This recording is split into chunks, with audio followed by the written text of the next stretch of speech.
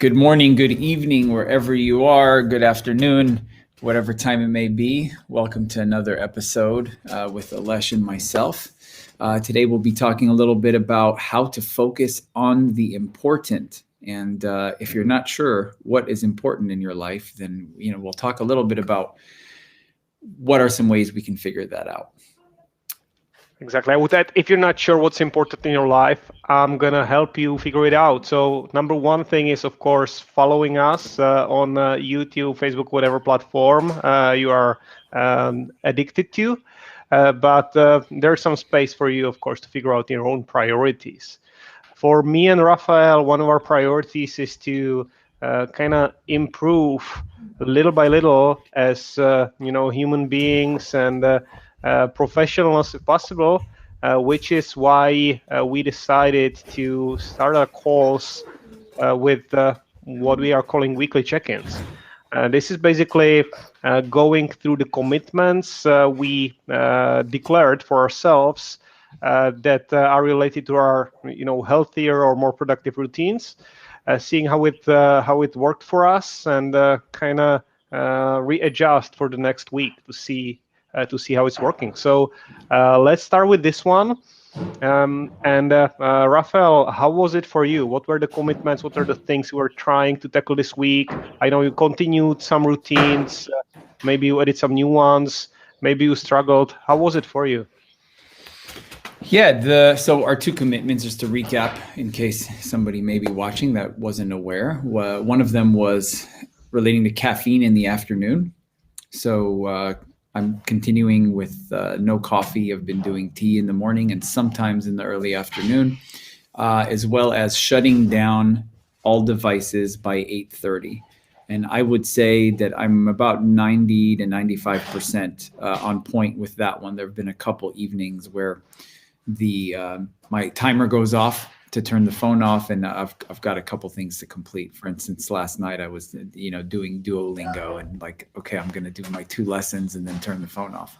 And having that alarm has been incredibly useful. If I just left it up to myself to remember to turn it off at 8:30, it likely wouldn't happen. And so I would say that it's going really well overall with both of those habits. How about for yourself, Ales, with those? I already know I need to add to my commitments for next week. Stop being jealous of Raphael's success when it comes to his habits. But for the stuff that we committed to, so I did quit caffeine in the afternoon. So this is actually chamomile tea, which is not really a tea, meaning no caffeine. It works for me well. I did adjust, however, the cutoff time. So it was noon for me. The cutoff for me is now 12:30. So I can have the last coffee after the lunch. I have pretty early lunch, and it works a little better for me. I found myself rushing into the hour to have this last hit, and this brings me more calm. However, the afternoon's caffeine-free, I feel I sleep a little better, so it does help. I think I followed the suit of Raphael's commitment 3 weeks ago, so that works. The devices, shutting off my screens at 8:30, I found it very challenging, and I still do. It's partially because of a lot of my work and even social commitments are happening online, and they are happening later. So right now for Raphael, he's in the US, so for him it's morning now. For me, this is 7 p.m. So by the time this streaming is off, it's 8 p.m. already. So long story short, I am adjusting it. I realized that 9 p.m. is more realistic for me, and I was able to keep it within 9:15 p.m. so far. I also moved my aspirations when it comes to waking up. So this was not part of our commitment, but I was waking up at 5 a.m. at some point, some years ago. I realized if I want 8 hours of sleep, with these evening commitments, it's not realistic anymore. So now I moved it to 5:30. This gives me enough time to be aiming at 9:30 p.m. bedtime. And so far, they were days in life, but for the most part, I'm on track. Great. Also, Great. Raphael, sorry, go ahead. No, I just wanted to mention to anybody watching that if you notice, both of these commitments had something to do with sleep hygiene and kind of tidying up. We all know how important sleep is. And so, kind of cleaning up the routine around the evening, cutting caffeine a little bit earlier in the day has both contributed to better sleep for myself. And it sounds like for Alesh as well. That's true. I just wanted to add one more thing. I started more diligently tracking what's happening. And some weeks ago, I took a commitment that I'm going to do my dishes every evening, meaning not leaving any dishes undone for the morning. I'm getting significantly better at it. So I think I did it. I did it 5 times this week, and I see significant difference. So any day I don't do it in the morning, I'm with my eyes still closed, stumbling into the kitchen when I find stuff in there. It kind of ruins the tranquility of the morning. So I'm reminding myself how important it is for me. I'm going to keep continuing with that. That's great. Yeah, I can't imagine wanting to do the dishes from last night in the morning more than you want to do them the previous night. Not likely to happen. Quickly before we move on to our main topic, while we're still on the check-ins, you mentioned pivoting from 8:30 to 9 p.m. and changing the caffeine time, which I think is absolutely perfect. You should do what works for you. I think the main point is what has changed from prior to taking on this commitment. What have you noticed around that habit? What big shift was there? So my question for you is, how late were you drinking caffeine into the day? And at what time would you say you were putting down your device at night prior to committing to 8:30 or in this case 9 p.m.? And so what has changed due to this commitment is the question for you. That's a great one for reflection, Raphael. And I would say big part of the taking on some commitments is bringing attention to it. So the answer is I don't really know, because I wasn't really paying attention to that. It was something that was just happening. What I know for sure is with coffee, I used it as a stress relief. So especially when I was in the office where the coffee is free, in the afternoon after a difficult call or when I felt not energized enough, I just went for the coffee. Not every day, but I didn't have any mental check not to go there. Now I know, it's a binary question. Is this after my cutoff time? Okay, then I'm not doing it. So it's really the act of bringing awareness to that by itself allows the biggest part of the change happening. The same with displays. Yes, that's great. For me, the caffeine thing was already pretty consistent as far as the time. What my caffeine content has changed from kind of switching from coffee to tea, so that's been significant, and I've noticed less anxiety and a little bit less agitation, and easier time falling asleep. But the big one has been shutting down the device at 8:30, because oftentimes I would find myself on my phone until the very last minute, and sometimes I was listening to a podcast or something, but it was very easy to kind of continue checking various apps and doing some last minute things. And so just having this last hour before bed be free of the device has been very liberating and something I'm committed to continue well past our kind of commitment window. So I think this is one that I will keep, and if anything, I may even begin to expand that time and maybe try to cut off a little bit earlier. Yeah, I agree. I mean, that's all of these benefits. I've seen them in the past when I was diligent with it. I would add one more, even for me at least. Especially connected devices, if the device is online, not only the blue light from the displays affecting sleep patterns, but for me, and I don't know how it was for you, Raphael, for me the fact that I can get the latest news right before the bedtime may have been a problem, because oh my god, there's an update on COVID numbers or something. That's not necessarily something that is actionable, and definitely not something that I want to go sleep with. So not having this latest influx of information from whatever platform it was is actually beneficial for healthy sleep, at least for me. Yes. I think that's a really that's a good point.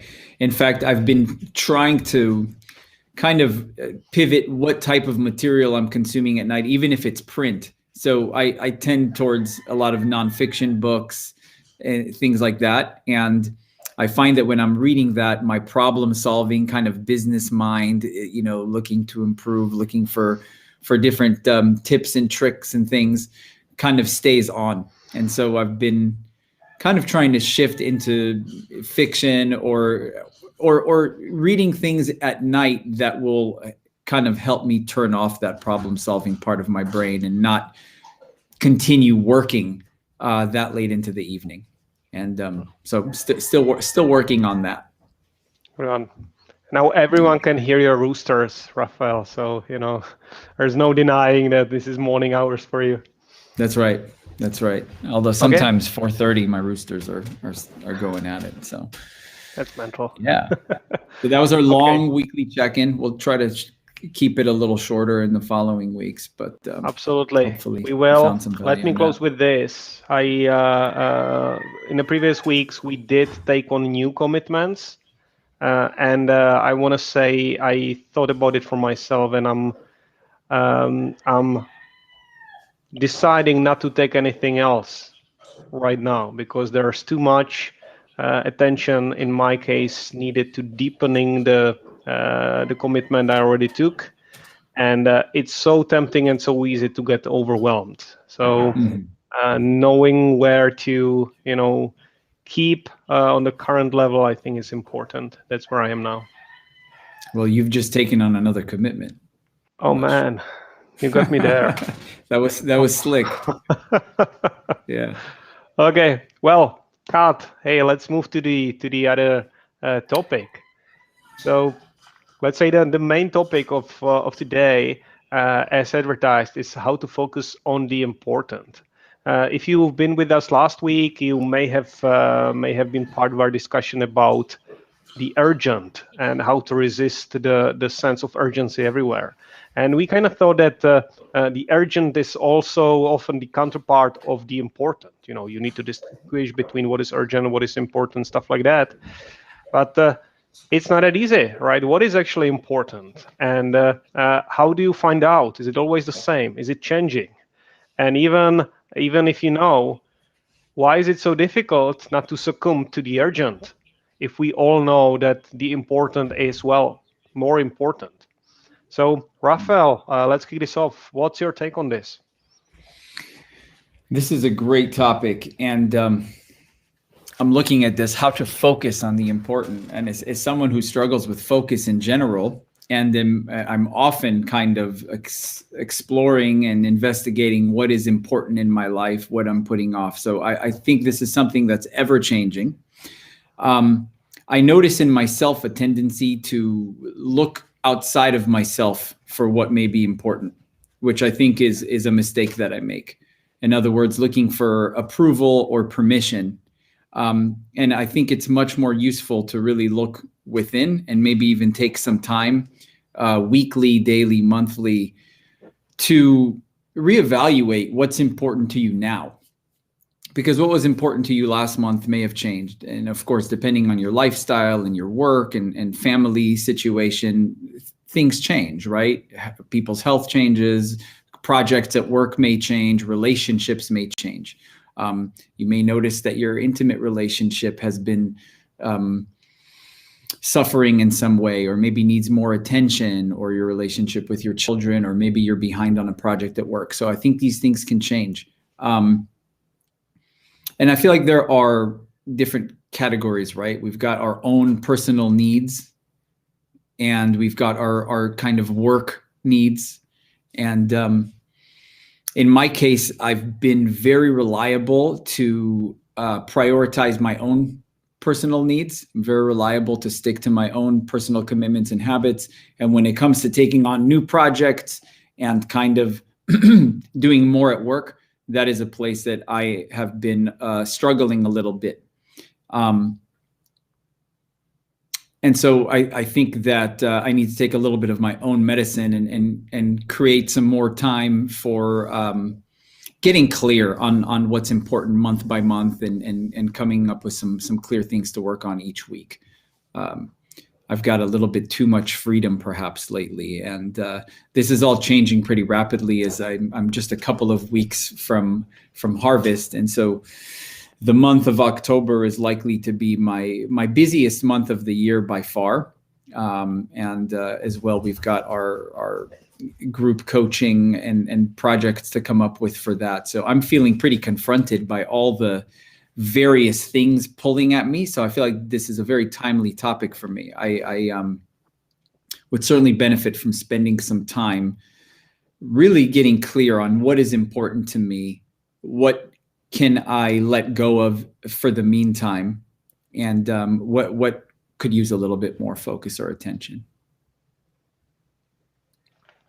Yeah, I like you mentioned the changing nature of what is important, because of course, just looking back into my past, what I can remember from my teenage years, what was really important for me to make great impression on the people that, well, quite frankly, I don't even remember their names now. It's not important anymore, right? And the same goes with pretty much anything.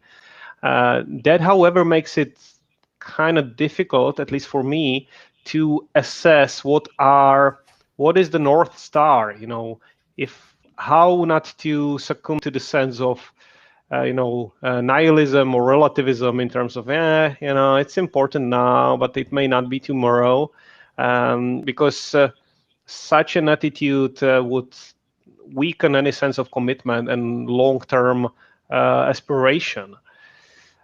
So I wonder, Raphael, if you have some ideas or recipe on how you kind of recognize for yourself what is the important with capital I that is there to stay versus what is probably fleeting.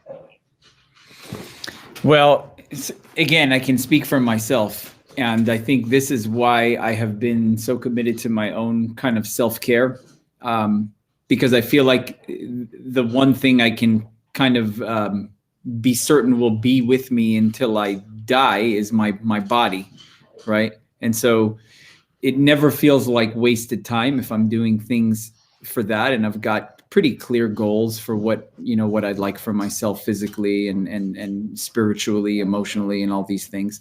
And so those have been the capital I important things for me. And as I have tried to prioritize various new projects, it's becoming pretty clear to me what my true priorities are. And those are the things that become non-negotiable for me and that I'm reliable to keep doing. That being said, there are things emerging in my life that are important to me, and my current commitment to them is not reflective of how important to me they are, if that makes sense. In other words, there are things that are important to me that I believe need a little bit more attention than what I have been dedicating to them. And so I think this is something incredibly personal. And I think the tendency, like like you mentioned, wanting to please people that you can hardly remember their names now. I think we all do this. You know, we look on social media, we have our colleagues and we have our friends and our spouses, and we don't want to let people down. And I think that's important to have integrity. At the same time, I think we need to ask ourselves, how is what I'm focusing on serving my long-term vision? What is it that I'm trying to create for myself? What kind of life do I want to have? And is what I'm doing helping me work towards that? Or is it not? I think that's a big question. And I think that is something that takes a regular kind of mental inventory that we need to do. We need to really check in with ourselves. You know, what worked for us last month may not be working for us this month. And I'm certainly due for one of these inventories myself. As you know, Lesh, excuse me, our most recent commitment with our new group is calling us to kind of step up and even come up with a project for the following months. And I'm still not clear on what my project is, but I'm certainly feeling the pressure and feeling kind of confronted by the pressure to create this. And so this question of what's important has been really present for me. I've been really, and to be perfectly honest, it's not all incredibly clear. In fact, I'm finding that I'm suspicious of my own ambitions. And what that means is that I'm questioning what my motives for the various things that I believe I want are, and really looking at, like, why do I want this? What do I think this will give me in my life? What will this change in my life? And is this really the path towards that? Yeah, it's I have to say, or let me highlight what shows up for me here. The reflections, definitely. I can say that the way I found my approach to be productive was to do reflections on a regular basis.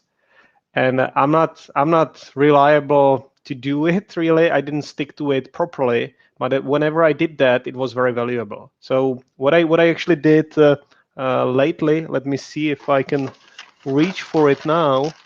If I'm lucky, I can find it.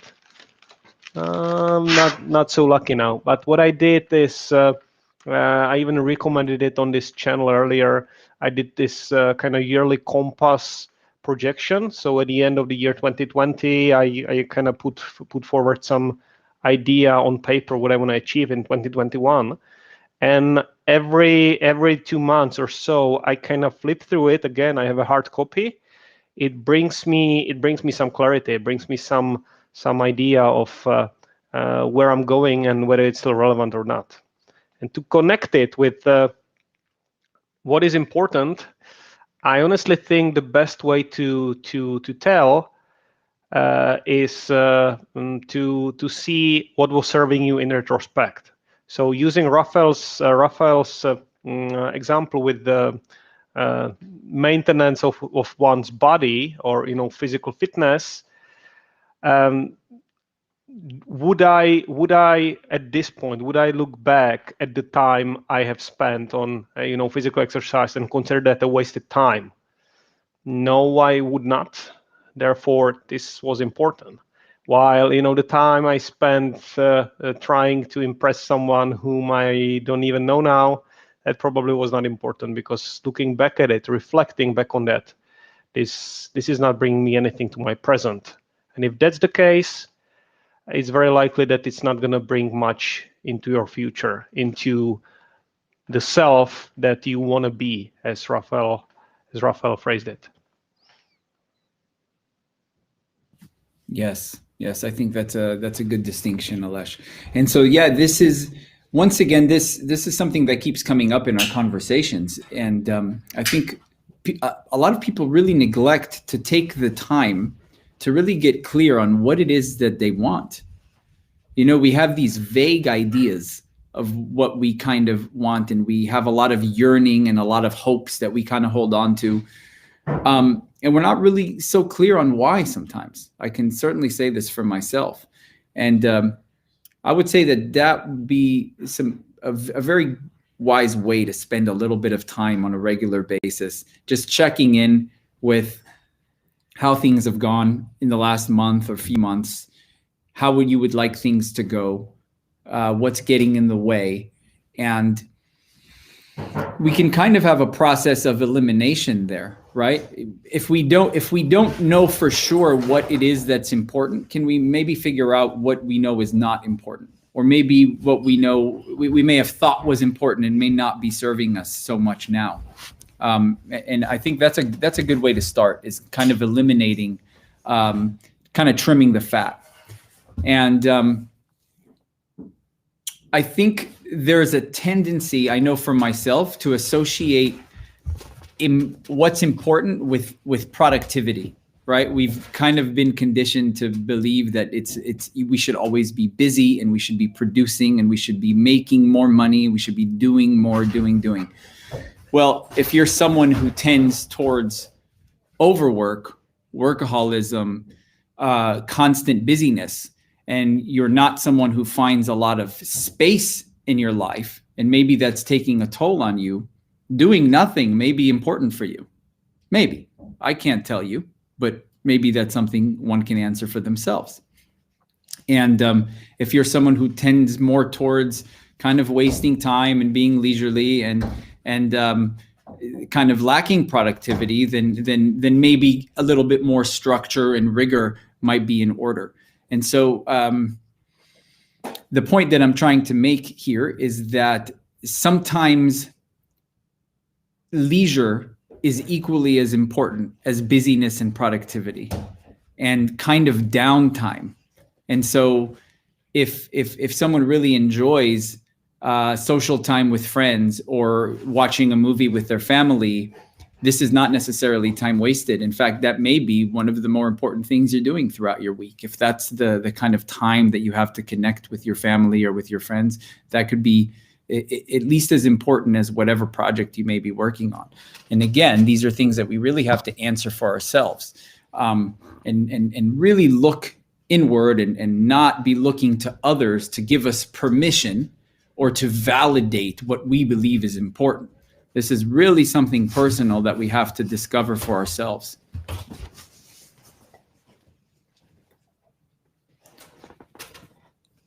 I think you may be muted, Ales. You see, and I always, use my best one-liners when I'm muted. So this can't be repeated, unfortunately, but I'm going to try to say the next best thing. So the way you actually suggested to keep things in balance, that's how I understood it. If too much leisure versus too much work. I think the way to look at it, and I didn't phrase it for myself this way, but now I will, is it's like trying different vantage points, different perspectives of how you look at your activity or your endeavors. So if you look at what you're doing, most often I think in Western civilizations we are invited to look at the long-term impact. So where are you want to be through your activity? You need to diligently plot forward, to do your homework, to achieve something years from now.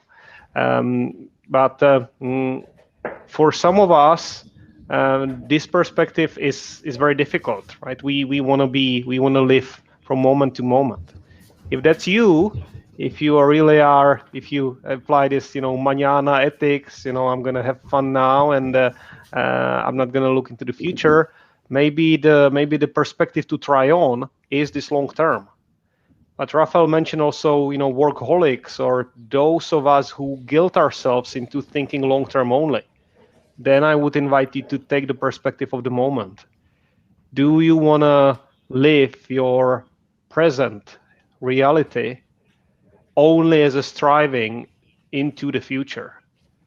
Because if you do this, and that's what workaholics tend to do. I need to do my homework so something is done in the future.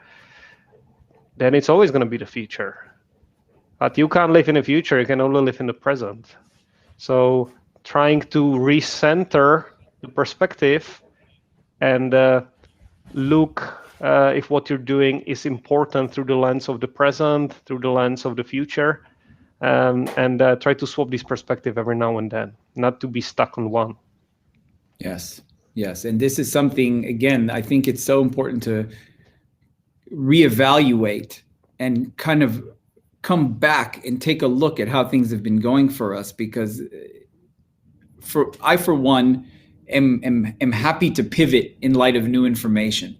So if I make a new discovery for myself and realize, that's not working, or I really thought this is what I wanted, but I'm realizing now that this is not at all what I wanted. And so I think this is important. And I think knowing when to say no, knowing when to put something down when it has not been working can be very important. And again, I can't stress enough the personal nature of this, and to really look within yourself, and not for the approval of your peers or your family or anything else, but really get clear on what it is that you want for yourself in the immediate, in the present, in the near future, and long term as well. And how is what you're doing, if you stay on your current trajectory, will you be on the path to attaining the type of life that you want to attain? And if not, what do you need to let go of, or what do you need to take on to get you on that path?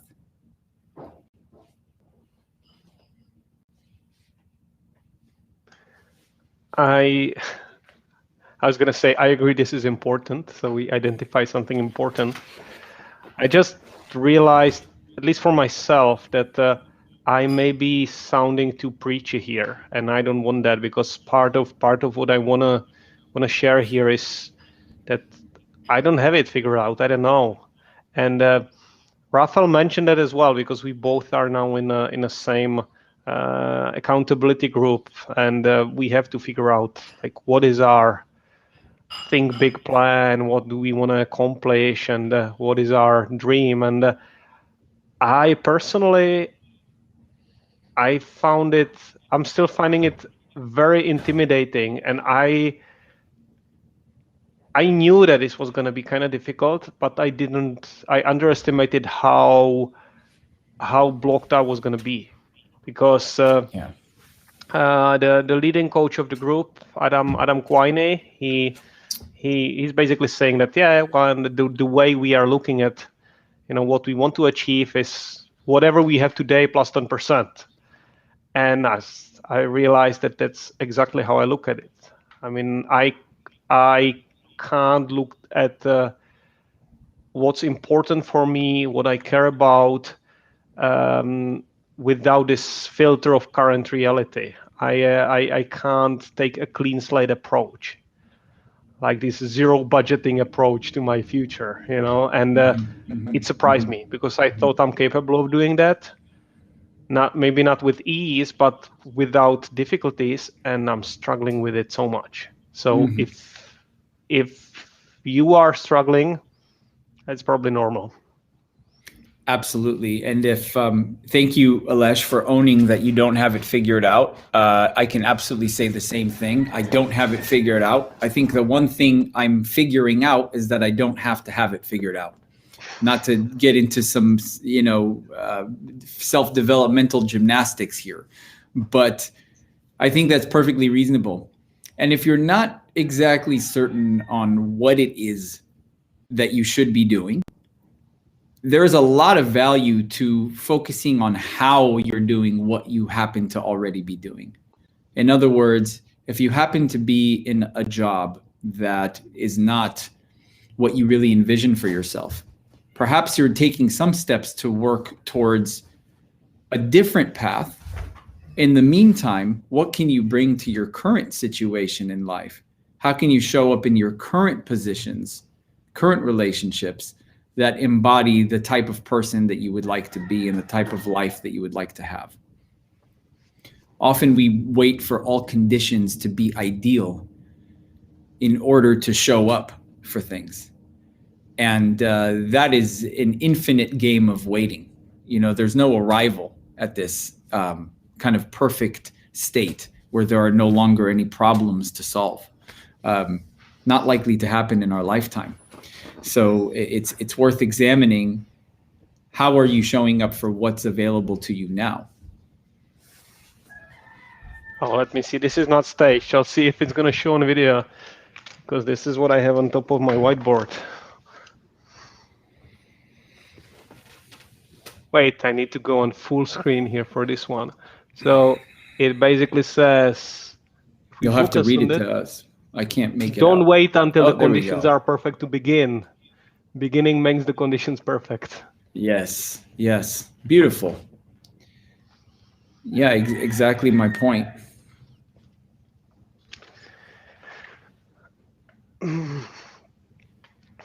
Yeah, I was just wondering here. Maybe this is a question that's bugging me now, because I know it's about experimentation. It's about trying to do stuff and kind of living the life. At the same time, sometimes it's about not moving, not trying things. It's about sitting with it and reflecting.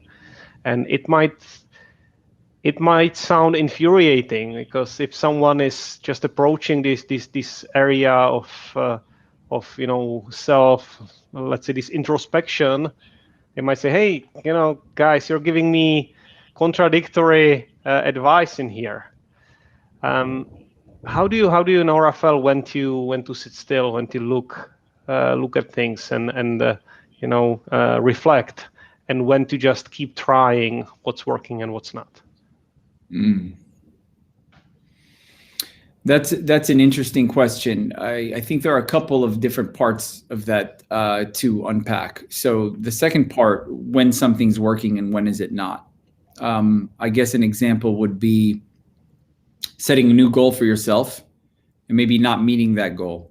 And probably, is that more or less what you're asking, Ales? I guess so. If you're looking for a new direction, maybe, which usually happens when you are disillusioned with current state.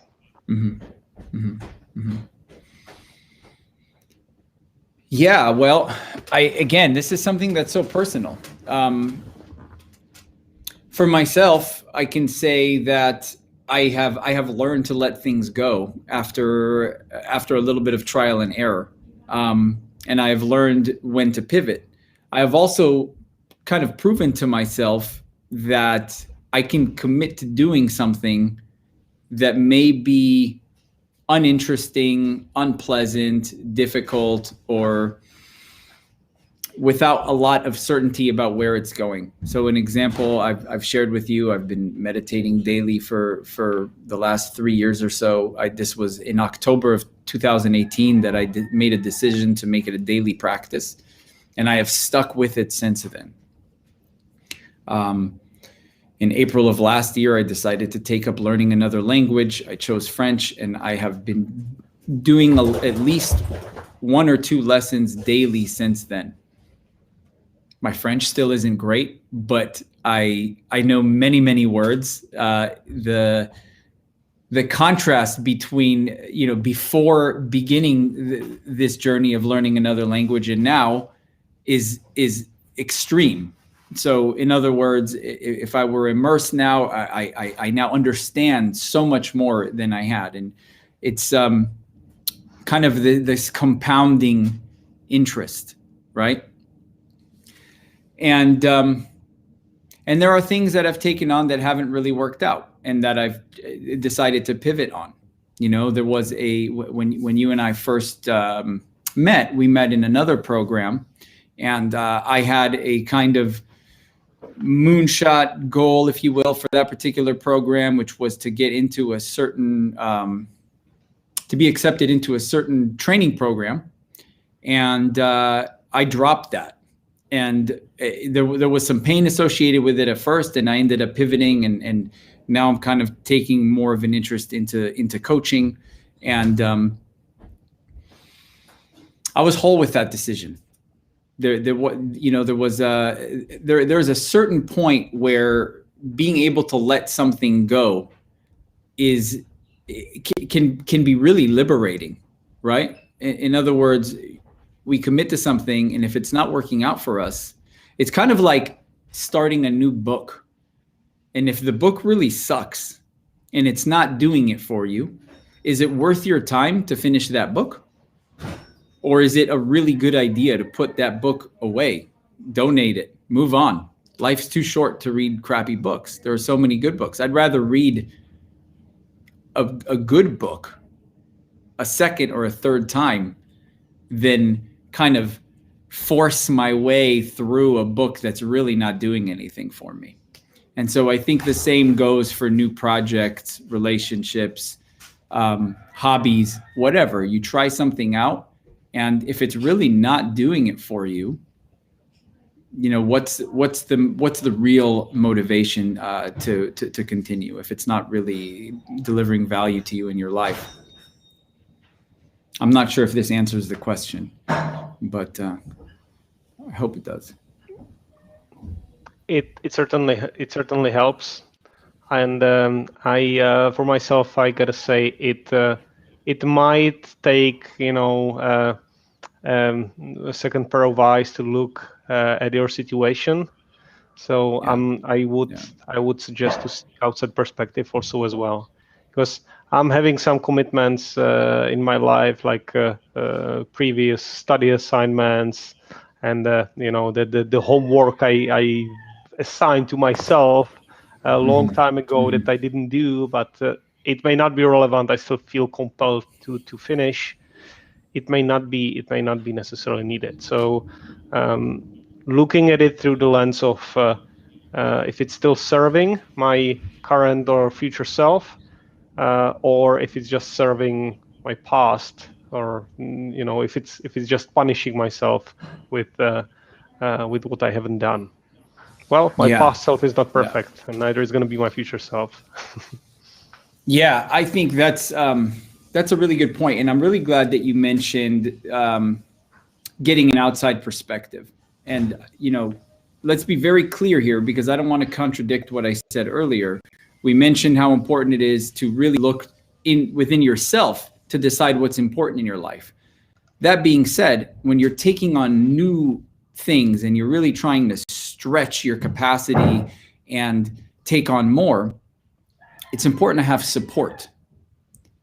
Not just somebody who's going to cheerlead you, pat you on the back and tell you it's okay when you didn't do it, but reflect to you the patterns that may be showing up for you, ask you some prompting questions that will hopefully enable you to see more clearly what you might be missing when you're thinking about all this on your own.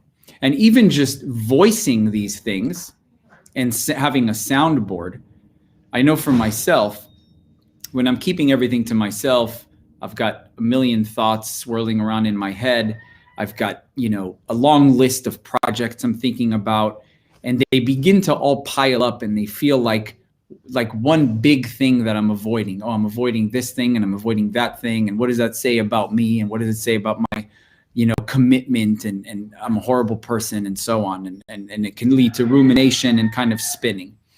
And so, having a coach or even a friend or a group, somebody that you can speak with on a regular basis and help you maybe see what you might be missing. I really can't stress enough the importance of that. And I think that's why, Ales, you and I are now in our third coaching / support program that we've done together.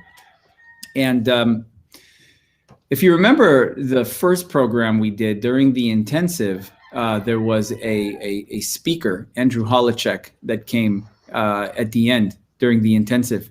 And he gave us an exercise to do that I found incredibly powerful. And that exercise was to write down and get clear on how you would spend your last month. If you had 1 month to live, 1 week to live. I think it was 12 months, 1 month, 1 week, 24 hours.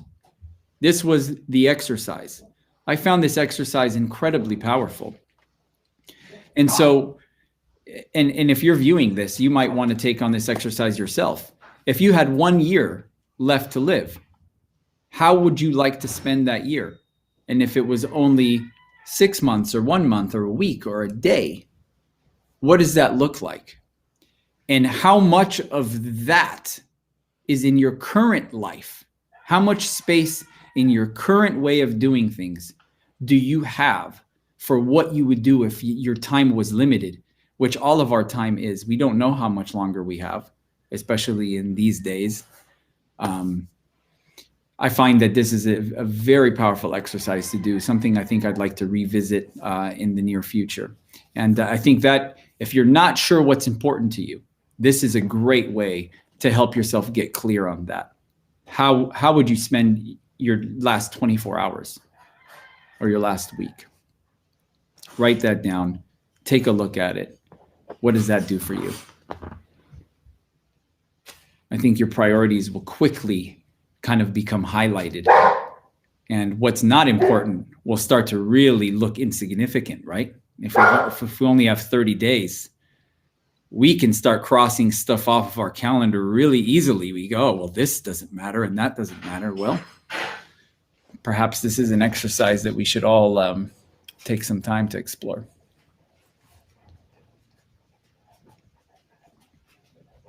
I think that's a perfect ending of this. I'm not going to spoil it with paraphrasing what you said, because I agree with every line there. And I think I'm tempted to take another commitment to try this till next week, but I won't. I promised I'm not going to take any other commitments now. So I think that's something we can, we can technically explore next time. The finite nature of the life, and not to go this metaphysical. What do you think, Raphael, if we talked about the future planning? How to plan into the future, what to plan, what not to plan, what time increments to actually consider, because you made me now realize we may not be here next week for various reasons. So, do I plan 50 years into the future, 50 days? I have yet to give it a name, but planning for the future. I like that how topic. To do it right, and what to worry about, what not to worry about. That's what I would like to tackle. Yes, and perhaps we can add another element to that: how to stay grounded in the present while planning and looking towards the future. Because I think there is a knife edge here, right? I'm writing it right now. I like it. Shall be done. All right. I think we are at time. So I would like to thank everybody who's been watching. I would like to thank Raphael for giving me this reflection that allowed me to kind of play further with my own commitments and my own reservations I had. And we are doing this every week. So there's already 19. This is episode 19. There's a lot of that in the backlog. Usually people say like it's below or behind or somewhere. Just search this channel. You're gonna find it, and you can add a comment in there. Let us know what you would like us to tackle if you enjoyed it. If you don't, let us know what we can improve, and we'll do our best. That's what I have for today. Thank you all for joining us, especially Diane, for joining us each and every week. Thank you. Thank you, Diane, and the rest of you. See you next week.